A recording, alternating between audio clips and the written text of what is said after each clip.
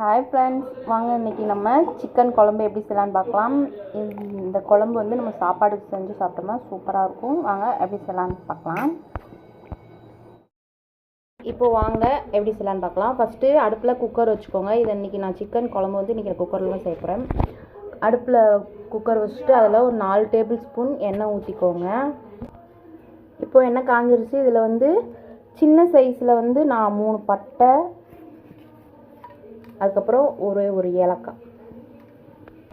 இப்போ இது நல்லா பொரிஞ்சிருச்சு. அடுத்து வந்து ஒரு 3 வெங்காயம், பெரிய வெங்காயத்தை எடுத்து பொடிசாக கட் பண்ணி வச்சுருக்கேன். அதையும் இப்போ இதில் சேர்த்துக்கலாம். சேர்த்தாச்சு. அடுத்து வந்து இதில் வந்து ஒரு 4 கருவேப்பிலை, அதுக்கப்புறம் ஒரு 3 தக்காளியை நல்லா பொடிசாக நறுக்கி அதில் வச்சுருக்கேன். அதையும் இதில் வந்து இப்போது சேர்த்துக்கலாம். இப்போ இது வதங்கும் போது இதில் வந்து இதுக்கு தேவையான ஒரு 2 ஸ்பூன் இஞ்சி பூண்டு பேஸ்ட்டு போட்டுக்கலாம். ஏன்னா இஞ்சி பூண்டு பேஸ்ட் தக்காளி போட்ட பிறகுதான் போடணும். ஏன்னா வெங்காயம் போட்டோம்னா கொஞ்சம் அடி பிடிச்சிரும். போட்டு இதை கொஞ்சம் லைட்டாக வதக்கி விட்டுக்கலாம். இது வந்து ரொம்ப வதங்க தேவைன்னா ஒரு கண்ணாடி பதம் வந்தால் போதும். பார்த்தீங்களா, இந்த அளவுக்கு ரொம்ப வதங்க வேண்டாம், இந்த அளவுக்கு வதங்கினா போதும். இப்போ வந்து இதில் சிக்கனை சேர்த்துக்கலாம். இப்போ நான் 1 கிலோ சிக்கன் எடுத்திருக்கேன். இந்த குழம்பு வைக்கிறதுக்கு கொஞ்சம் பெரிய பெரிய பீஸாக கட் பண்ணி வாங்கிட்டு வந்திருக்கேன். வாங்க இப்போ இதெல்லாம் சேர்த்துடலாம். இப்போ சிக்கனை சேர்த்துட்டு இந்த வெங்காயம், தக்காளி, சிக்கன் எல்லாம் நல்லா ஒன்றா சேரணும். இப்போ அதுக்கு தேவையான அளவு கொஞ்சம் போல் உப்பு போட்டுக்கலாம். அப்புறம் லாஸ்ட்டில் நம்ம டேஸ்ட் பார்த்துட்டு உப்பு போட்டுக்கலாம். இப்போ வாங்க அரைக்கிறதுக்கு என்னென்ன போடலான்னு பார்த்துடலாம். இப்போது மிக்ஸி ஜார் எடுத்தாச்சு. அதில் அரைக்கிறதுக்கு என்னென்ன போடலான்னு பார்த்துக்கலாம். ஒரு 50 கிராம் சின்ன வெங்காயம் எடுத்துருக்கேன். அதையும் இதில் சேர்த்துக்கலாம். அதுக்கப்புறம் ஒரு சின்ன ஒரு சில்லு தேங்காவை எடுத்து அதை நல்லா பொடிசாக நறுக்கி வச்சுருக்கேன். அதையும் இதில் சேர்த்துக்கலாம். அடுத்தது ஒரு ஸ்பூன் ஜீரகம். இப்போ அடுத்து ஒரு பச்சை மிளகாயை சின்னதாக நறுக்கி வச்சுருக்கேன். அதையும் இதில் சேர்த்துக்கலாம். அதுக்கப்புறம் 2 ஸ்பூன் மிளகு. இதுக்கு வந்து நான் மிளகு தான் கொஞ்சம் ஜாஸ்தியாக போட போகிறேன். காரத்துக்கு நான் மிளகுத்தூள் அதெல்லாம் கம்மியாக தான் சேர்க்க போகிறேன். ஸோ அதனால் 2 ஸ்பூன் மிளகு போட்டுட்டு 2 துண்டு பட்டை, ஒரு 4 கிராம்பு, ஒரு 2 அன்னாச்சி பூ. அதுக்கப்புறம் இதில் வந்து ஒரு 8 முந்திரி, அப்புறம் கசகசா, சோம்பு இதெல்லாம் ஒரு 20 நிமிஷத்துக்கு முன்னாடியே ஊற வச்சுருந்தேன். அதையும் இதில் போட்டுக்கலாம். அடுத்து இந்த சோம்பு, முந்திரி, கசகசா இதெல்லாம் ஊற வச்சுருந்தோம் 20 நிமிஷத்துக்கு முன்னாடி.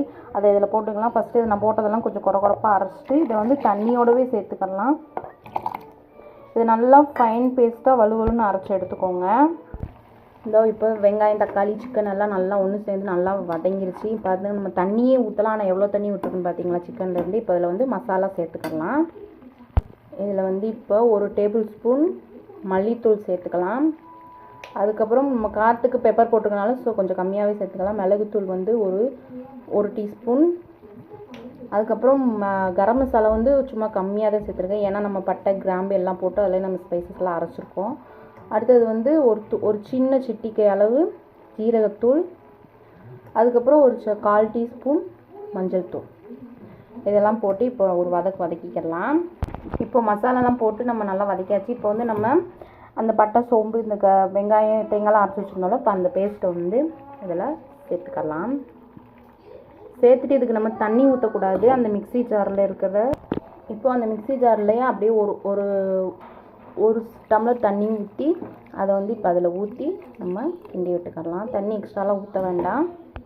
இப்போது இந்த மாதிரி தண்ணி ஊற்றி நல்லா கிண்டி விட்டுட்டு நம்ம தண்ணி ஏன்னா அதிகமாக ஊற்றக்கூடாது, நம்ம குக்கரில் செய்கிறனால ஸோ தண்ணி வெளியேறதுக்கு வாய்ப்பு இருக்குது. ஸோ அதனால் இப்போ நம்ம வந்து குக்கர் விசில் போட்டுட்டு ஒரு 2 விசில் விட்ட பிறகு பார்க்கலாம்.